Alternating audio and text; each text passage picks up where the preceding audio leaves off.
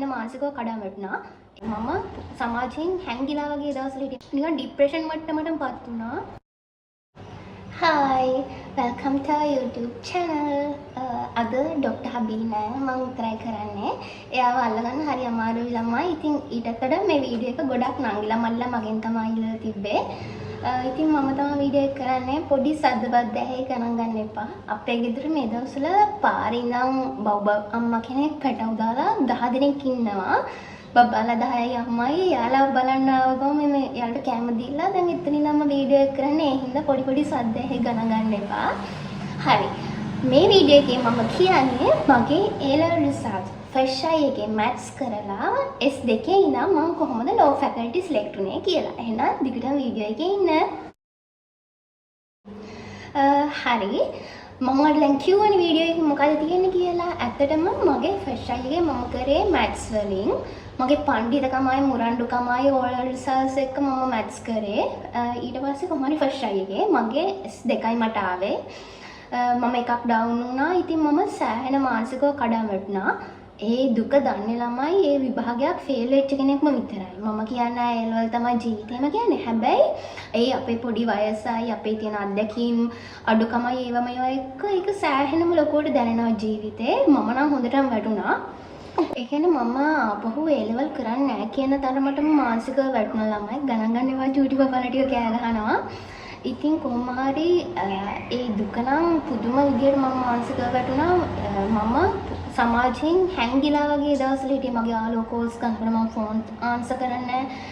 සමහර යාළුවෝ නම් ඇත්තටම වෙනස් වුණා. හැබැයි සමහර යාළුවෝ ඇත්තටම ඉතින් අර මම හිතපු තරම් රිසල්ට් එකක් ආව නැති එක ගැන දුක් වුණා. කොහොම හරි ආපහු A level කරන්නේ නැහැ. ප්‍රයිවට් කැම්පස් එකකටවත් යන්න තරම් මට මානසිකව මට්ටමක් තිබුණේ නැහැ. මට ඕනුනේ මුළු ලෝකෙම හැංගිලා වගේ අර දුකින් නිකන් ඩිප්‍රෙෂන් මට්ටමටපත් වුණා.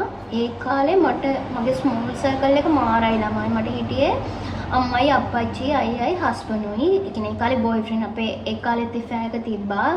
එයා ෆ්‍රෙෂ් අය එකේ බයෝ වලින් කරලා මේ මෙඩිසින් යන්න නෙමෙයි සාමාන්‍ය බයෝ සයන්ස් ෆැකල්ටි එකට යන්න පාස් වුණා. හැබැයි එයා A level අර කැම්පස් පොතවත් ගත්තේ නැහැ. අපි දෙන්නම ඊළඟ පාර එකට කරමු කියලා. ඒක මාර සපෝට් එකක් දුන්නේ මගේ පොඩි මගේ වටේ හිටපු ඒ 3-4 දෙනා මගේ පවුල සහ මගේ හස්බන්ඩ්. සතියක් විතර එක දිගට රුවන්වැලි සෑයේ ගිහින් අම්මයි අප්පච්චි මාව එක්කන් යනවා මගේ හිත හදාගන්න කියලා.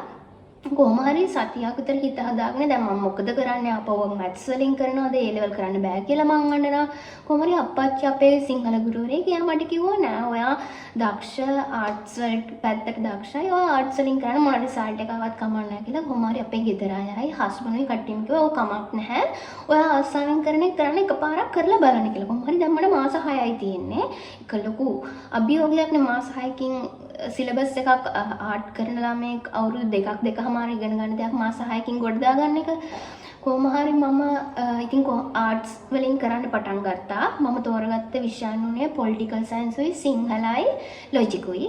ලොජික් නම් තෝරගත්තේ මම මැත්ස් වලින් කරපු නිසා මට හිතුණා ගණන් කැලි හිම තිබොත් මට පාඩම් කරන්න අඩු වෙන නිසා කියලා තෝරගත්තා. අනිත් එක සෙඩ් එක වැඩි කියලා ඒ කාලේ ගුරුවරු කිව්වා. ඒ හින්දා ලොකු ක්ලාස් වලට යන වෙලාවක් තිබ්බේ නැහැ. මොකද හෝල් ක්ලාස් ගිහින් සිලබස් එක කවර් කරගන්න මට ටයිම් එකක් නැහැ. ඉතින් පොඩි පන්ති තුනකට ගියා. සිංහල නම් ගෙදරමයි අප්පච්චි විතරයි කරේ. පොලිටිකල් සයන්ස් පොඩි ගෲප් ක්ලාස් එකකට ගියා. ලොජික් වලට මම ගුරුවරයෙක් අපේ ගෙදරට ආවා. ඊට පස්සේ මාස 4කින් විතර මම ලොජික් සිලබස් එකේ සෑහෙන ප්‍රමාණයක් කවර් කරගත්තා. ඉක්මනට පන්ති දාගෙන මට තේරුණා තනියෙන් කරලා විතරක් මදි. ලොජික් වගේ එකක් තරංකාරී සබ්ජෙක්ට් එකක්. එතකොට අපි අනිත් මේ අපේ දිස්ත්‍රික්කේ තරං කරන්නේ අනිත් ළමයිගේ මට්ටම් මගේ මට්ටම කොහොමද එහෙම කියලා දැනගන්න මට ඕනි කියලා දෙන්නාට පස්සේ මම අවසාන මාස 2 විතර A level වලට පේපර් ක්ලාස් දෙකකට ගියා. පොලිටිකල් සයන්ස් උයි ලොජිකුයි. ඒත් සිංහල නම් ගියේ නෑ අප්පච්චි කරපු නිසා ගෙදර. ඒ දෙකට ගිහින් තමයි මම මට්ටම දාගත්තේ. හැබැයි යනකොට මට මුල් දවස්වල තේරෙනවා මම සෑහෙන මම හිතන් හිටියට මම වැඩ කරලා කියලා මම ගොඩක් මදි කියලා. ඉතින් මම පේපර්ස් කරලා ඒ ටිකේ මගේ අනිත් ළමයි මට්ටම් මම දැනගත්තා. අනිත් එක මම FAI එක ගැන කිව්වොත් එහෙම අපේ FAI එක ඒ කාලය ඇතුළත ළමයි ඒක ලව් FAI එකට වඩා අර හොඳම යාළුවෝ අනිත් යාළුවෝ එක්කගෙන යන ගමන.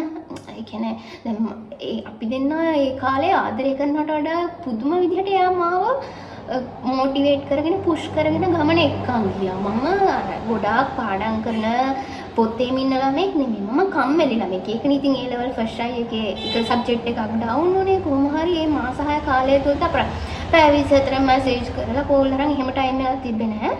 ඇත්තටම මේ දවස්වල පොඩි ගෝල් එකක් අපි දෙන්න හදාගත්තා. අපි කිව්වට හස්බන්ඩ් තමයි කියන්නේ ඔයා පාන්දර 12:45 වෙනකම් පාඩම් කරන්න මම මේ ටයිම් එකට කෝල් එකක් ගන්නම්. ඒ අරගෙන අර පැය ගණන් අපි කතා කරන්නේ නැහැ. විනාඩි 10ක් 15ක් කතා කරලා දවසේ විස්තර ඒ ගොඩක් වෙලාවට ඒ විනාඩි 15 ළමයි මන් ඒ කියන්නේ මට ලොජික් එහෙම ගොඩක් යාලි අමාරුයි. හරිද? මැත්ස් කරත් අර මන් දන්නේ තියලා තියෙනවා. එතකොට ඔයාලා විශ්වාස කරන්න සමහර කැලි මම හස්බන්ඩ්ට නෝට්ස් වල ෆොටෝ ගහලා යනවා නේ මට මේක කියලා දෙන්න කියලා. එයා බලලා මට කෝල් වලින් කියලා දෙනවා. හරිද? එයාට මට වඩා ගණන් පැත්ත පුළුවන්. එයා බයෝ කරාට.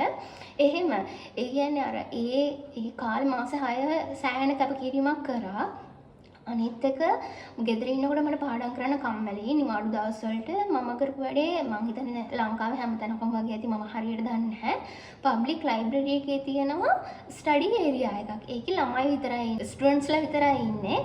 ඒකේ අපිට ගිහින් අපේ වැඩ කරන්න පුළුවන්. පාඩම් කරන වැඩ විතරයි ඒකේ හැමෝම කරන්නේ. උදේ 8 ඉඳන් ලයිබ්‍රරි එක වහනකම් හවස 5 විතර වෙනකම් අපිට වැඩ කරන්න පුළුවන්. කවුරුත් කතා කරන්නේ නැහැ. ඒකේ දැන් අපේ ලයිබ්‍රරි එකේ නම් ගෑල් ළමයි වෙනම් පිරිමි ළමයි වෙනවා මේ වෙන වෙනම ටේබල් වල හිටියේ. හස්බන්ඩ්ුත් එයාට ක්ලාස් නැති දවස් වලට ඉතින් ලයිබ්‍රරි එකට එනවා. අපි දෙන්නම ඒ කියන්නේ එයාට මාව පේනවා මට එයාව පේනවා. හැබැයි අපි දෙන්නම වැඩ කරනවා.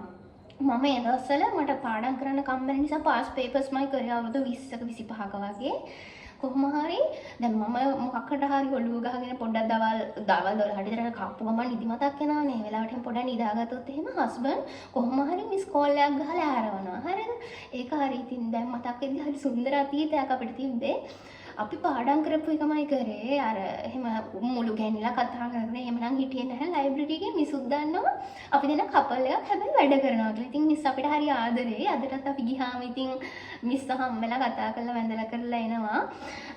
ඉතින් කොහොම හරි අපි දෙන්න එයත් නිවාඩු දවසට ඇවිල්ලා පාඩම් කරනවා. නිවාඩු කියන්නේ අර ක්ලාස් නැති දවස් වලට කොහොම හරි ওই විදිහට උදේ 8 ඉඳන් හවස 5 විතර වෙනකම් වැඩ කරනවා. අපේ අම්මා බැඳලා දෙනවා රහබත් එකක්. ඒකත් අපි දෙන්න කාලා කොහොම හරි උදේ 8 ඉඳන් හවස 5 වගේ වෙනකම් වැඩ කරනවා. ඊට පස්සේ ගෙදර ගිහින් පැය දෙකක් විතර දෙකමාරක් විතර පොඩ්ඩක් නිදා ගන්නවා.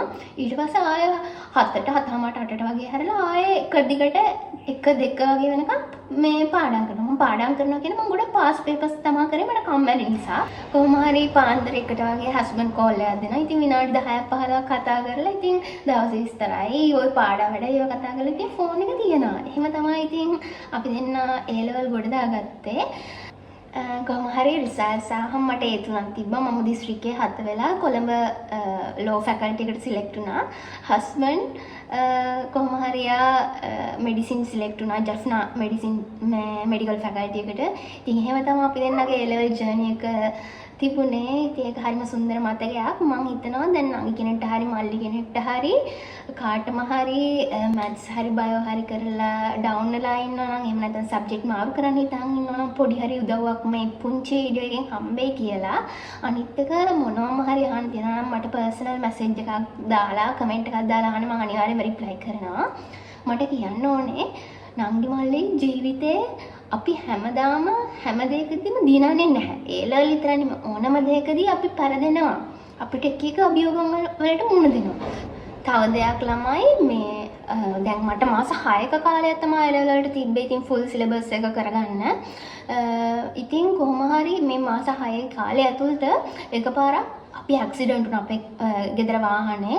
ඉතින් මං අත ඩැමේජ් වෙලා කොහොම හරි අතත් එක්කම සති දෙකක් විතර මට වැඩ කරගන්න බැරි වුණා. ලියා ගන්න බැරි වුණා. අනිත් එක A level වලට සතියකට වගේ තියෙද්දි මට ඇස් ලෙඩ හැදුනා. ඇස් අමාරුව හැදුනා.